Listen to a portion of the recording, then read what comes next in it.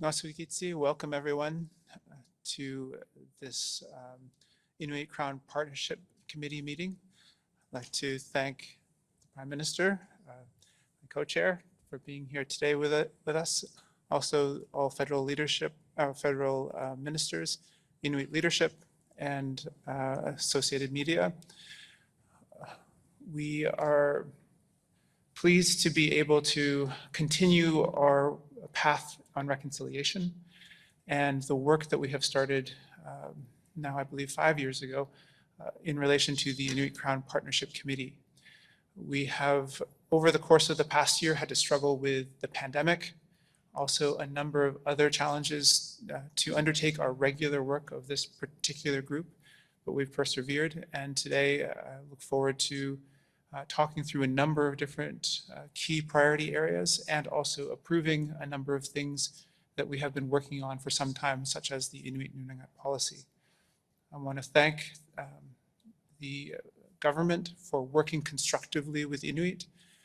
We have come a long way, whether it's in relation to housing funds and the $845 million that was just announced in the 2022 budget, working on implementing the UN Declaration on the Rights of Indigenous Peoples legislation, working together on things like the Child First Initiative and other things that directly relate to the rights of Inuit and Inuit who are most vulnerable, but also doing the work of the partnership between Inuit and the Crown and recognizing the specific spaces that we can make tremendous progress in and the constitutional relationship that we have with land claim organizations and as peoples with the Government of Canada. Prime Minister. Thank you, Nakomik. Thank you everyone for being here. We're here in Ottawa today on the traditional territory of the Algonquin people who welcomed us. But at the same time, I know we're being joined by people from across Inuit-Nunangat virtually, so it's good to have everyone with us. As always, it's a tremendous pleasure to be here with you, Natan, to co-chair this Inuit-Crown Partnership meeting. We're many years into it, and I think we have seen significant and real progress, not just in substantive deliverables and outcomes that are deepening the opportunities and prospects for people across the North, but we've also developed ways of working together that will outlive either of our leaderships in ways that I think will make a lasting difference on how Government of Canada and governments in general engage with Indigenous leadership in really concentrating on delivering for people.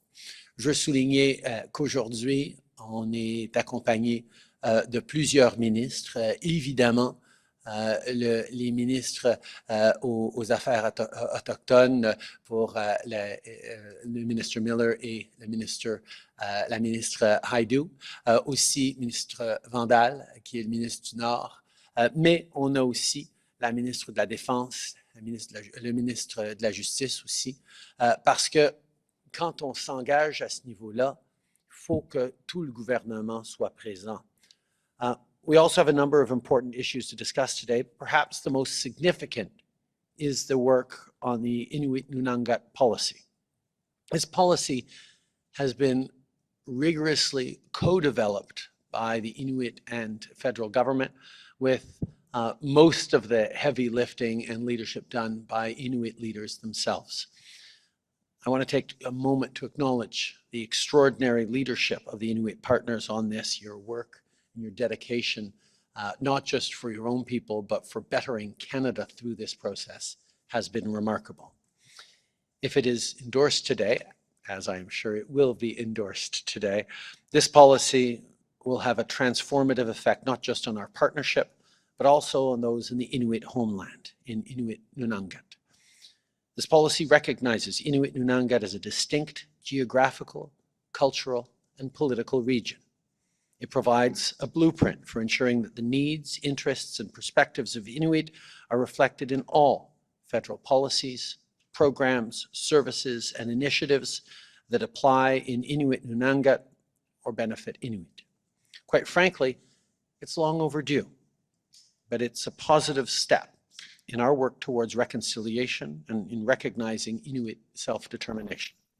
This work is about ensuring equity between Inuit and other Canadians and about promoting prosperity for Inuit throughout Inuit-Nunangat. I look forward to President Obed's presentation today, where he'll be seeking endorsement of this historic policy. I also look forward to our discussion on other matters that matter deeply, like housing, which is a challenge everywhere in Canada, but we recognize unique difficulties in the north, including rising sea levels and a short construction season. As promised in our recent budget, we committed $4 billion towards closing the Indigenous housing gap, with $845 million specifically to support housing in Inuit communities. Un logement adéquat favorise le bien-être social, physique et mental, en particulier pour les enfants, les femmes et les familles. C'est un élément clé pour rendre les communautés plus fortes. In this budget and in the new climate plan we presented last month, there's also direct increased investments for Inuit climate priorities. Climate change is changing the geography of the Arctic, and we recognize that this also changes the security context of the North, which is why we're so pleased to have Minister of Defense here with us today. As we work with the US on modernizing NORAD, there'll be new opportunities for economic development and infrastructure in Inuit communities. Minister Anand is here today, and I know she's looking forward to working with Inuit partners to make sure that our defense policy not just respects, but includes Inuit communities as we move forward. Lots to discuss today, so I'm really looking forward to getting into it. I want to thank all the folks around the table for setting aside all the work we need to do this afternoon, but also working so hard to build up towards it. I want to welcome some of the new faces around the table and look forward to really getting into it with all of you.